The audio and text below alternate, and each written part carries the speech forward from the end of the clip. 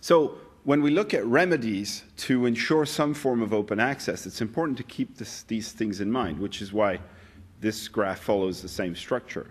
So if you want to open the passive, you have to open the ducts, assuming they exist.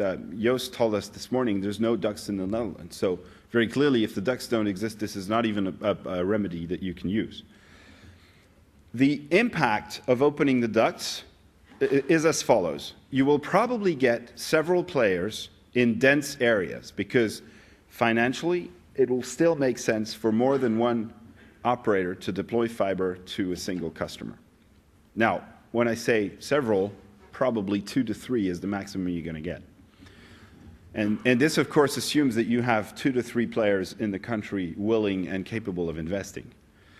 But what you're going to get in less dense areas is monopoly, at best, because in a lot of areas you'll get probably nothing.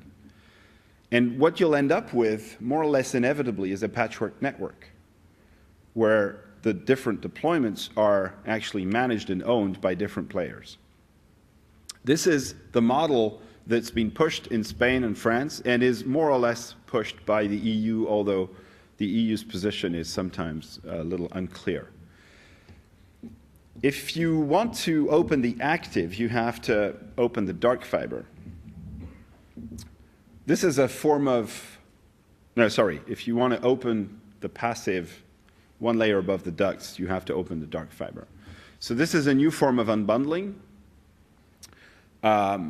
Wherever the network goes, you will potentially get several service providers. And depending on the model that's chosen from day one, you might have only one network if there's a clearly identified network player and that he's incentivized to roll out, or you might have several networks depending on the circumstances. So the Netherlands is a good example of that remedy being put in use. If you want to open the active, you have to make the lit fiber available. In theory, that results in a richer choice for customers because as the investment barrier is lower, you have more players capable of providing services on that layer. You have potentially tens of service providers. But if we look at the history of bitstream over DSL, it actually looks like there might be an issue here because, in fact, in every country where DSL was largely deployed, the bitstream players died gradually. Is that because the regulation favored unbundling over bitstream so much that it didn't leave any economic window for a bitstream player to survive? Maybe. Is that because there are technical issues with bitstream in terms of actually having some control over the infrastructure? Maybe. To be honest, I'm divided on that question.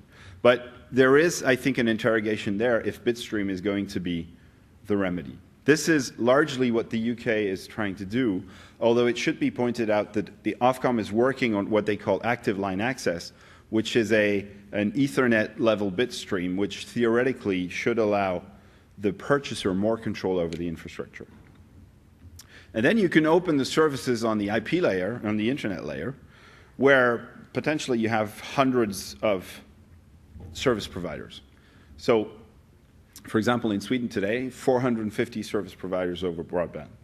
I imagine the regulator is not too happy about that. There's a lot of people to regulate. So it's important to have this, to keep this in mind, because depending on how you operate the open access part of the network, you're going to get very different results. And all of the models that I described have one failing, I think, or at least they don't solve one part of the equation, which is that if you look at this graph with the funny little guys here, you can see that there's always, in these models, there's always one service provider for one customer. And on the wholesale layer, that's not very efficient because it means that you're going to have a single source of revenue at a fixed rate, full stop. I think what the Sweden model shows, where they use IP and therefore they don't have that constraint and they have other issues. So I'm not saying IP is necessarily the solution, but I think there's somewhere in there, there's a model where you can have a multiplicity of service providers for each customer. And these don't necessarily have to be competing service providers on the same services. But this is how you're going to get your healthcare service. This is how you're going to get your e-education service, etc. And on the wholesale layer, this makes a whole lot more sense, because then I have multiple revenue streams, and it becomes in my interest to foster the service environment so that customers can subscribe to more varied and more qualitative services. Again, I don't have the answer as to how you implement that technically, but I think there's a way of doing this. I'm digging, but I'm not an engineer, so it's kind of tricky. Okay, now, this is kind of a cheeky slide, but since, as a country, you're in the middle of a big question, which is we have this whole pot of money for next generation networks, and we don't know how it's going to be spent, I'm going to demonstrate two ways which I think are interesting of using public money to ensure a healthy competitive environment and not end up with one player taking all the advantage of that, or an inefficient stranded asset. The two examples are what's happening in the 92 department in France, which is just on the west of Paris, and what Swisscom is doing. So in the 92 department, what they're doing is they are collaborating with a private party, so there's about 10% public money in this investment, to deploy last-mile technology-neutral fiber infrastructure. What I mean by that is that an operator can come and connect to an aggregation point and access to all the customers that are covered by that aggregation point. Whether he's deploying point-to-point or PON doesn't matter. The infrastructure will allow him to continue with the technology choice that he's made. What I find interesting with this model is that there's still a relative level of investment that's required from the service provider. So in a way, it eliminates the risk of someone coming in with no investment at all and reaping an excessive amount of reward compared to the players who have invested in this market. And what I also find interesting is that it's a model where the public money is not actually financing a network per se, because these aggregation points are not connected by any form of network. They are independent tail ends, if you can look at them like that. I think that's an interesting model.